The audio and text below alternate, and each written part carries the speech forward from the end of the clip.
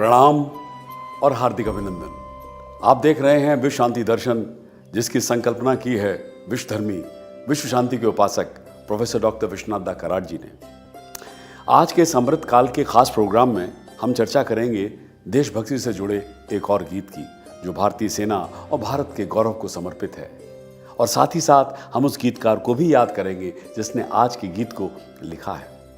देखा जाए तो गीतकारों को न केवल विभिन्न प्रकार की भावनाओं को शब्दों में व्यक्त करने के लिए अपनी प्रतिभा का उपयोग करना पड़ता है, बल्कि उन्हें निर्देशक द्वारा कल्पना किए गए चरित्र और दृश्य की मांगों के अनुरूप उन्हें शब्दों को 3-4 मिनट के गीत में संकलित करने की भी आवश्यकता होती है। और इस सब के लिए जबरदस्त कौशल, अद्वितीय कल्पना और भाषा पर महारत की अपेक्षा होती है। हमारे फिल्म उद्योग को हर युग में कुछ शानदार कवियों और गीतकारों का आशीर्वाद मिला है, लेकिन उनमें से सभी को समान स्तर की लोकप्रियता हासिल नहीं हुई। बेहद प्रतिभाशाली होने के बावजूद कई गीतकार पृष्ठभूमि में बने रहे और उनके बारे में उतनी बार नहीं लिखा गया जितना कि वे उसके पात्र हैं। उनके द्वारा लिखे गए गीत हिट और सुपरहिट हो गए, लेकिन उनके नाम भुला दिए गए और समय बीतने के साथ उन्हें या हिंदी फिल्मों के संगीत की दुनिया में उनके योगदान को याद करने के लिए किसी ने कुछ भी नहीं किया। आज के गीतकार की कहानी भी कुछ ऐसी ही है। वे हर तरह से प्रतिभाशाली थे। 50 और 60 के दशक की शुरुआत में वे हिंदी सिनेमा के गीतकार ही नहीं, कंपोजर और कोरियोग्राफर भी थे। वे हिंदी फिल्मों के ब्लैक एंड व्हाइट युग के उन प्रमुख नामों में से एक थे जिन्हें अनसंग हीरो का टैग भी दिया जा सकता है। उन्हें वो मान्यता नहीं मिली जो उन्होंने वास्तव में आरक्षित की थी, फिर भी वो सही मानों में एक प्रतिभाशाली व्यक्ति थे। जी हाँ, मैं बात कर रहा हूँ प्रेम धवन की, जिनका जन्म 13 जून 1923 को अंबाला में भारत के वर्तमान हरियाणा राज्य में ब्रिटिश सरकार के लिए कार्यरत एक जेल अधीक्षक के घर में हुआ था। लाहौर में उन्होंने कॉलेज की पढ़ाई की और इस दौरान वे भारत की कम्युनिस्ट पार्टी की गतिविधियों में शामिल हुए।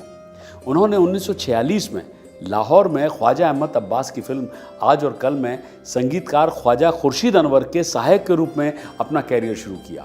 बाद में वे इंडियन पीपल्स थिएटर एसोसिएशन में शामिल होने के लिए मुंबई चले आए। इप्टा के साथ उनके जुड़ाव ने उन्हें प्रसिद्ध शास्त्रीय संगीतकार रविशंकर के तहत शास्त्रीय संगीत सीखने में मदद की। 1946 में ही उन्होंने फिल्म धरती के लाल के साथ एक गीतकार के रूप में अपनी शुरुआत की और फिर उन्होंने कई फिल्मों के लिए गीत लिखे, जैसे आराम, तराना, आसमान, शोला और शबनम, काबुलीवाला, एक फूल दो माली, पूरा पश्चिम वगैरह वगैरह।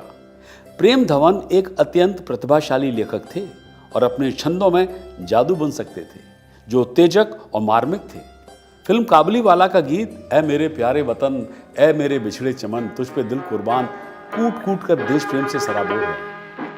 ऐ मेरे प्यारे वतन, ऐ मेरे बिछड़े चमन, तुझ पे दिल कुर्बान।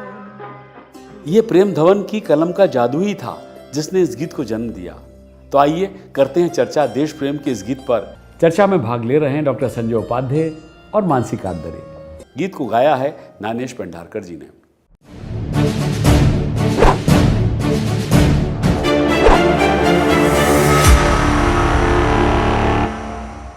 नमस्कार, जय हिंद। स्वागत है आपका विश्व शांति दर्शन चैनल पर। हमारे साथ आज चर्चा में एक बार फिर भाग ले रहे हैं डॉक्टर संजय उपाध्याय, जो एक कवि, लेखक, थिंकर और स्वयं एक गीतकार भी हैं। संजय जी, स्वागत है आपका। नमस्कार। नमस्कार। तो आइए सुनते हैं आज की गीत की पहली पंक्तियां। ऐ मेरे प्यारे वतन, ऐ मेरे बिछड़े चमन, तुझ पे दिल कुर्बान, तू ही मेरी आरज़ू, तू ही मेरी आबरू, तुझ पे दिल कुर्बान। ऐ मेरे प्यारे वतन, ऐ मेरे बिछड़े चमन, तुझ पे दिल कुर्बान।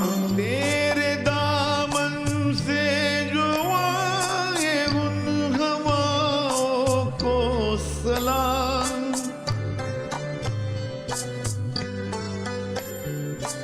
तेरे दामन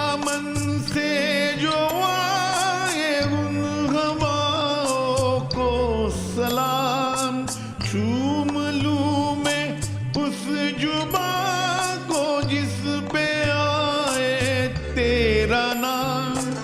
सबसे प्यारी सुबह तेरी, सबसे रंगी तेरी शाम, तुझ पे दिल कुर्बान।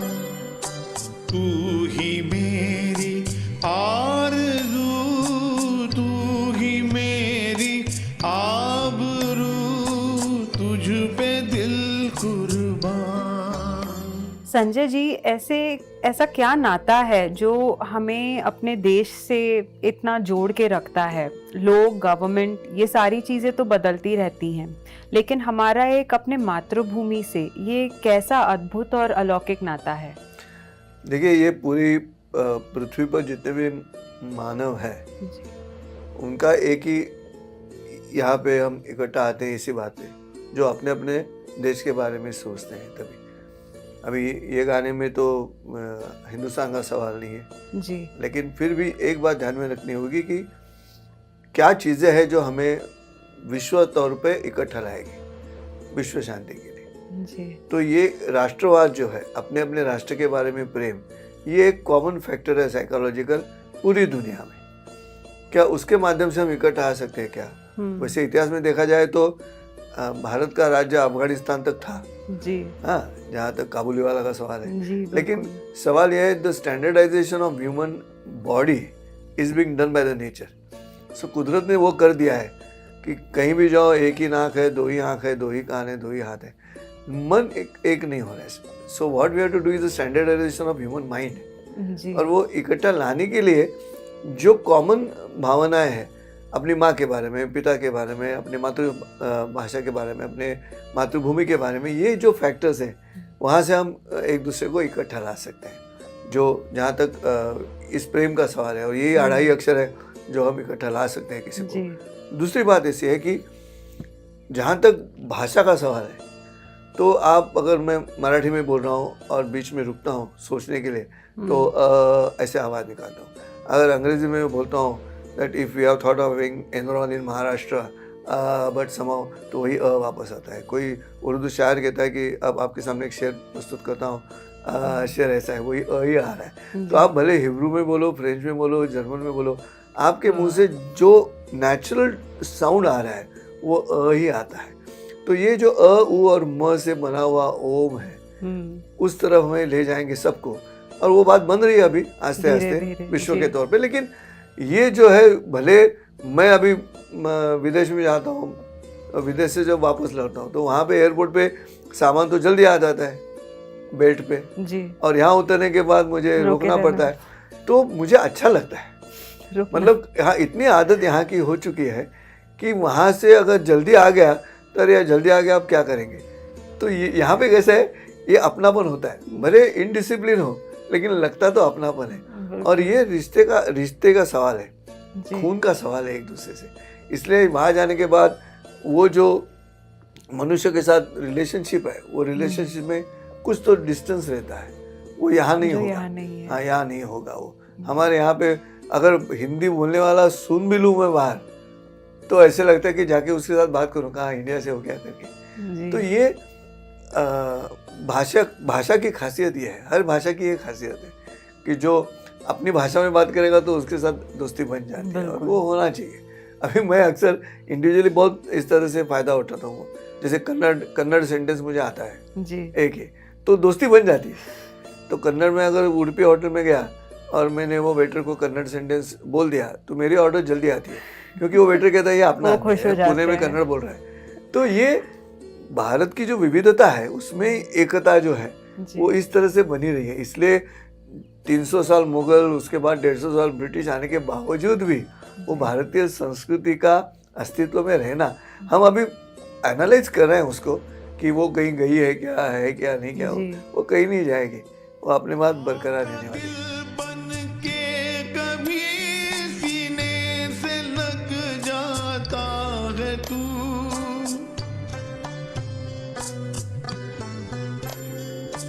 माँ का दिल बन के कभी सीने से लग जाता है तू,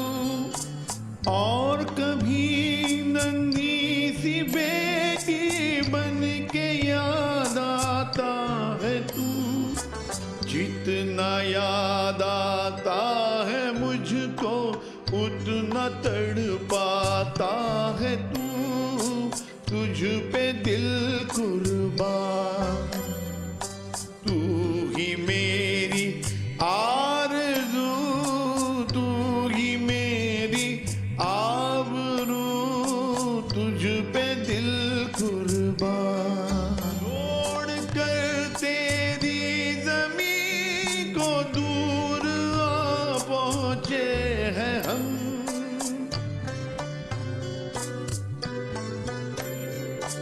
छोड़ कर तेरी ज़मीं को दूर आ पहुँचे हैं हम, फिर भी है यही तमन्ना तेरे ज़र्रों की कसम। हम जहाँ पैदा हुए उस जगह ही निकले दम, तुझ पे दिल कुर्बान।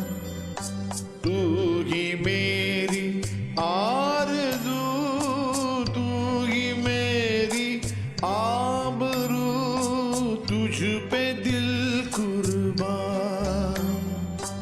ऐ मेरे प्यारे वतन, ऐ मेरे बिछड़े चमन, तुझ पे दिल कुर्बान। संजय जी, मैंने एक चीज़ देखी है, जब हम अपने ही देश में रहते हैं तब हमें उसकी कदर नहीं है। फ्रीडम ऑफ स्पीच के माध्यम से हमें जो बोलना है हम बोल देते हैं, लेकिन हम जैसे ही अपने देश से दूर जाते हैं, कहीं और बाहर जाते हैं, तो अब हमें अपना देश इतना प्यारा क्यों लगता है? ये क्या है, मनुष्य और मातृभूमि दोनों के रिश्तों में 4 हिस्से हैं। एक हिस्सा है इंटीमेट जोन। जी। इंटीमेट जोन मतलब मन से 6 इंच के अंदर मेरे वाले लोग, मेरी माँ, मेरे पिताजी, मेरा भाई, बड़ी बहन। जी। बाद में 6 इंच से लेकर 3 फीट तक पर्सनल जोन, तो मेरे ये कजिन है, ये है, वो है, दूर के सिबलिंग्स है, ये है। फिर 3 फुट से 12 फीट तक सोशल जोन, कि एक ही शादी में गए हैं तो वो भी आए हैं, पहचान वाले नहीं है लेकिन एक ही जोन में है जी। उस समय। और एक है पब्लिक जोन, 40 फीट के बाद, जैसे आप पॉलिटिकल पब्लिक मीटिंग्स होती है तो स्टेज से 40 फीट के आगे पब्लिक शुरू होता है। ये जो डिस्टेंस है वो हमारे मन में भी रहता है, मनुष्य के लिए भी रहता है, वतन के लिए भी रहता है। तो अति परिचयात अवज्ञा, ऐसे संस्कृत कहावत है। अति परिचय हो जाने के बाद अवज्ञा निर्माण होती है। मतलब हम एज्यूम करते हैं, हम गृहित लेते हैं कि हाँ ये तो हाँ। तो जैसे कोई कहेगा कि अरे घर में बताओगे क्या, फिर हम डायरेक्ट कॉलेज में नहीं जा रहे, फिल्म में जा रहे हैं, फिल्म को जा रहे हैं, तो कहता है वो बोल दूंगा मेरी माँ को, मैं वो कुछ नहीं प्रॉब्लम। ऐसे अपनी माँ के बारे में क्या, तू तेरी माँ को बोला क्या, तो ये तो तेरी माँ को कहा क्या, इसमें जो डिस्टेंस बढ़ गया ना। तो ये कीमत कम होने की वजह इसलिए है कि बार बार एक दूसरे के साथ रहकर मिलजुल कर अद्वैत बनने के बाद भगवान को भी हम नहीं, मतलब भगवान को हम आप नहीं कहते, हम भगवान को तुम कहते। तो ये तुम क्यों कह रहे हैं कि वो इतनी नजदीकी से हम उसके साथ रह रहे हैं, इसलिए ये कीमत कम होती है। उसमें मन में ऐसे नहीं होता कि मेरे देश की कीमत मेरे मन में कम हो चुकी है। मैं इतना आदत हो चुकी है मुझे उससे कि मुझे अब ये ऐसे नहीं लगता कि मैं कुछ इनडिफरेंट है करके उसके साथ आदर व्यक्त करूं। तो ये हर जगह पे होता है। लेकिन फिर वही प्रश्न, बाहर जाने के बाद, वो दूर जाने के बाद माँ याद आती है, वैसे होता है। तो वो मुझे लगता है कि ये वैश्विक कैरेक्टर है मनुष्य का। माँ के बारे में, मातृभूमि के बारे में। और माँ तो सबसे सच्चाई है, माँ ही सर्वप्रथम है, पिताजी सर्वप्रथम नहीं है, तो माँ सर्वप्रथम है। तो वो रिश्ता जो है जन्म लेने का, तो अगर कहता है कि मृत्यु भी यहीं पे आनी चाहिए, ये जब लाइन आती है गाने में, तो सच है। जहाँ जिस मिट्टी से आए हो उसी मिट्टी में अगर मिल जाऊंगा तो मुझे मोक्ष मिलेगा, ये ख्याल आ जाता है। हाँ, तो आज जैसे लोग बाहर जा रहे हैं सीखने के लिए, हमारे बच्चे लोग, ब्रेन ड्रेन चल रहा है, शिकागो सीखने के लिए बाहर जाओ, गाँव नाम की शिकागो है उसका। तो उसकी वजह यह है कि हमने तय कर लिया है कि यहाँ का जो शिक्षा पद्धति है यहाँ की, वो शिक्षा पद्धति और बाहर की शिक्षा पद्धति वो हमसे बेहतर है। अभी यहाँ जो डेंटिस्ट्री करके जाता है लड़का, वो अमेरिका गया तो उसको वहाँ का भी डेंटिस्ट्री का एजुकेशन लेना पड़ता है। दांत तो 32 ही है, उनकी जड़ें वहीं पे जगह है। सही बात। फिर क्या है ये? तो ये उन लोगों का सक्सेस है जिन्होंने हम पे डोमिनेट किया, और डोमिनेट इसलिए कर पाए कि हम अतिथि देवो भव वाले लोग हैं।